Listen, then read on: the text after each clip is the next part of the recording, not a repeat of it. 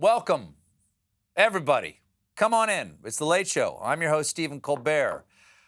Big news. After being choppered to Walter Reed Hospital on Friday, Donald Trump has now been released back into the wild. There he is, immediately taking off his mask, saluting the Marines and, I'm going to say, camera crew filming this campaign ad. Hey, who's got two thumbs that doesn't care if you live or die? This guy. My thoughts and prayers go out to everyone he's about to infect. Trump made the announcement himself, tweeting, "I will be leaving the great Walter Reed Medical Center today at 6:30 p.m. feeling really good. Don't be afraid of COVID. Don't let it dominate your life. We have developed under the Trump administration some really great drugs and knowledge. I feel better than I did 20 years ago." Well, I'm glad the president is feeling better. And of course, I wish him continued good health. And it goes without saying, what a tool. Don't let it dominate your life. Okay, so you're saying the people who lost their lives, they either didn't have enough moxie or they didn't live in a big White House that has 20 full-time medical staff and get choppered to a suite at Walter Reed where they received a combination of cutting-edge treatments that literally no one else on the planet has received. Okay, fine, then just make the Surgeon General's warning, don't let cancer dominate your lungs. Smoking is cool because my lung transplant was successful. So what does this tell us about the president's health? Because we've already been lied to so many times that we don't actually know enough of what's true to understand how much we've been lied to. Since Friday, we've been getting irregular updates from the president's personal physician and man who is either a normal-sized doctor with a giant microphone or a very tiny doctor with a regular microphone, Dr. Sean Conelly. Now, one of the most concerning symptoms of COVID is reduced lung function. And check out how cagey Conelly was about whether Trump was given oxygen. He has not received any supplemental oxygen. He's not on oxygen right now, that's right. He has not received any at all? He's not needed any this morning today at all. That's right. If we just put you down on one thing, has he ever been on supplemental oxygen? Right now he is not on oxygen. I know you. He's so bad at lying. It's like if your wife asked, "Are you having an affair with Janet?" "Honey, I have not had supplemental Janet sex this morning." That's right. That's right. The next day, it came out that Trump had been given oxygen, and Conelly explained why he was so evasive. I was trying to reflect the upbeat attitude that the team, the president, that his course of illness has had. I didn't want to give any information that might steer the course of illness in another direction. You can't steer the course of an illness by lying about it.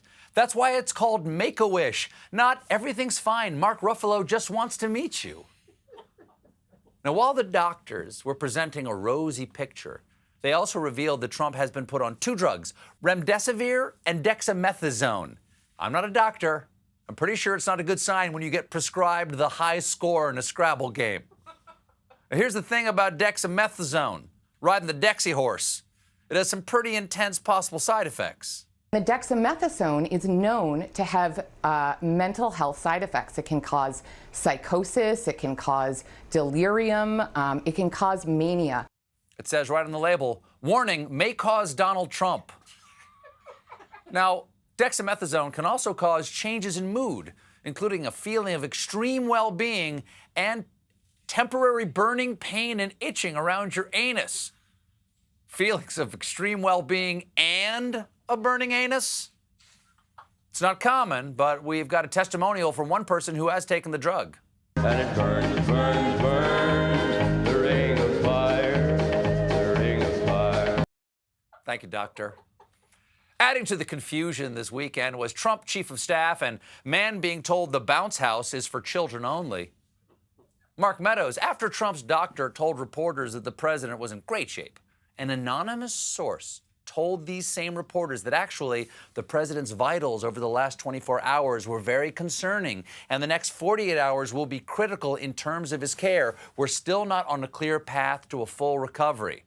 Okay, it didn't take long for people to figure out that this anonymous source was Meadows because he was the only White House official at Walter Reed and the only person who could have so promptly briefed the press pool on the president's condition. And on Saturday, he got caught on tape. Obviously, the cameras are still rolling, so if we can go off the record with some of y'all and get away from the cameras.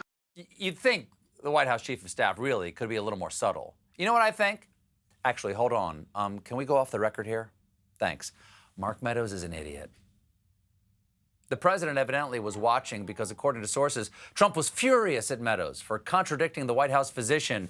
Mark, I haven't been this upset since I woke up this morning with a flaming mud flap. Like fresh calamari out of the fryer, my friend.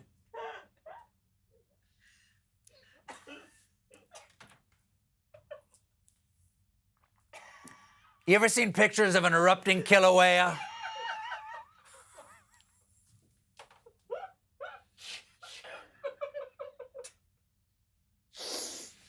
This isn't a partisan thing. For the safety of our nation, for our national security, the public needs to know how Trump is doing, which is why it's so infuriating that Dr. Conelly had this to say yesterday. I'm not going to get into the specifics of his care. Then why are you out there talking?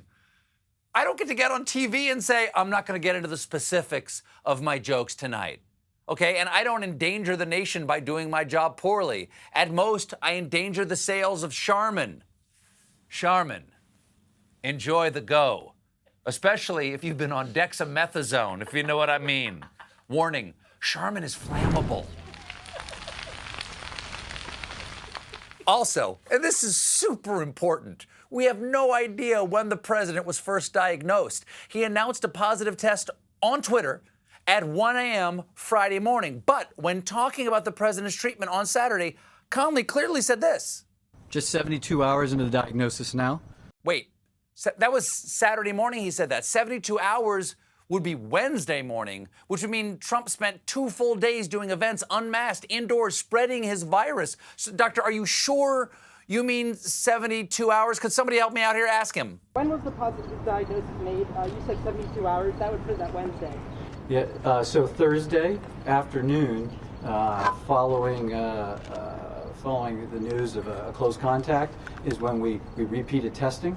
Oh, repeated testing. You mean to make sure he was a sociopathic disease vector. Good. The White House seems clear that he's saying that he's saying it happened earlier than they were telling us. Okay. The White House was quick to contradict the doctor's contradiction, releasing a statement saying Conelly meant that Trump was on day 3 of the illness. The diagnosis was made Thursday night, making Saturday the 3rd day into his diagnosis. Okay, so they're lying because they lie. They lie about COVID testing specifically because Trump told at least one White House official who tested positive, don't tell anyone. That explains the cards Trump's been sending to his staff. Get well soon. Not that you need to because you're fine, remember? The president tried to prove how healthy he was this weekend by releasing this photo of him at work. Now, some have pointed out that the piece of paper seems to be blank. But to defend the president, that doesn't mean he's not working because a blank piece of paper is his COVID response plan. Trump also released a couple of videos, including this one, about how his experience has affected him. It's been a very interesting journey. I learned a lot about COVID. Really? You're learning now. For the last 8 months, I've heard about millions of people getting infected with COVID, hundreds of thousands of dying, but how could I know these people were real if they weren't me? But now they are me. My thoughts and prayers go to all of myself. Trump had a fun metaphor for how he learned about COVID. I learned it by really going to school. This is the real school. This isn't the let's read the book school. I've learned so much. It turns out the virus was inside me the whole time, and the real treasure were the friends we infected along the way. But bottom line, flaming bottom line, Trump wants us to know that he comprehends the gravity of the disease. And I get it. That's right, Mr. President. You get it. Then Melania gets it, then Chris Christie gets it. Eventually everybody gets it.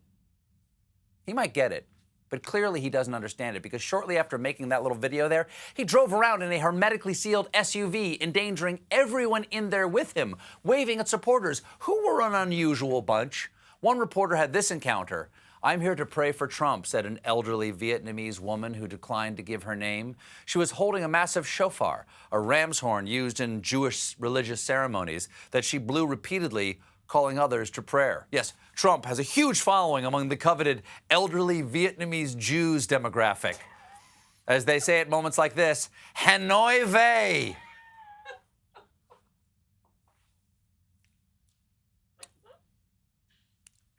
President Trump isn't the only prominent Republican to test positive for COVID.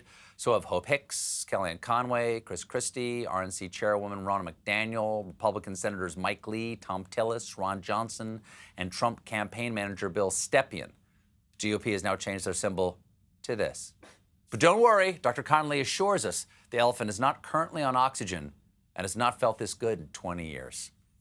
The latest Trump official to fall ill is White House Press Secretary and Barbie who whispers threats while your children sleep, Kayleigh McEnany, who tweeted, "After testing negative consistently, including every day since Thursday, I tested positive for COVID-19 on Monday while experiencing no symptoms." Here's the thing. Kayleigh knew she had been in close contact with Hope Hicks and had a high likelihood of being infected. But even after knowing that, Kayleigh repeatedly spoke to reporters without a mask on. Well, she was just trying to give the journalists a scoop. "Hey, come here, I've got an exclusive.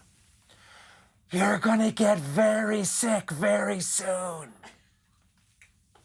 And it's not just Trump staffers. 3 journalists working at the White House have tested positive for COVID-19. The Trump administration is now the hot zone. Coming this fall from Aaron Sorkin, The Infest Wing. We've got a great show for you tonight. John Bon Jovi is here. But when we return, the president returns to Twitter. Stick around, won't you?